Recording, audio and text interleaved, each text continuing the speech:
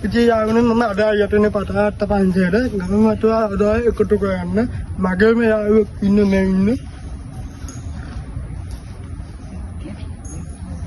පතාවත පන්සලේ මේ වන විටත් අපේ මේ ගංවතුර ආධාරවලට ලබා දෙන්න ගංවතුරෙන් පීඩා විඳින ජනතාව වෙනුවෙන් වියලි සලාක ලබා දෙන්න මේ වන විටත් පන්සලේ සූදානම්ව බඩු ආහාර ලැබෙමින් පවතිනවා.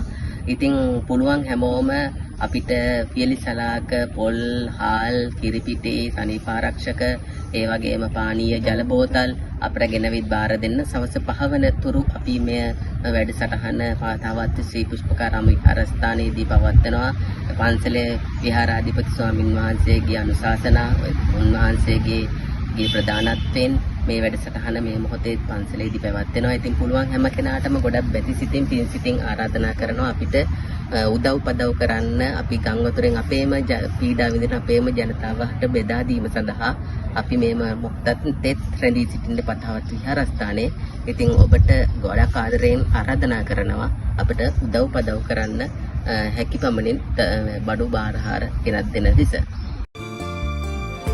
මෙත් මග සරසන කරුණාධාරා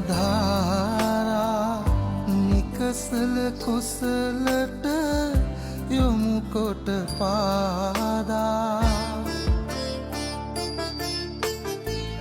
දන නැන පොබෝදා නිවනට බාදා නොවෙනට සැමටම කුසල් ලැබේවා බුදු ගුණ පමණයි සදහම්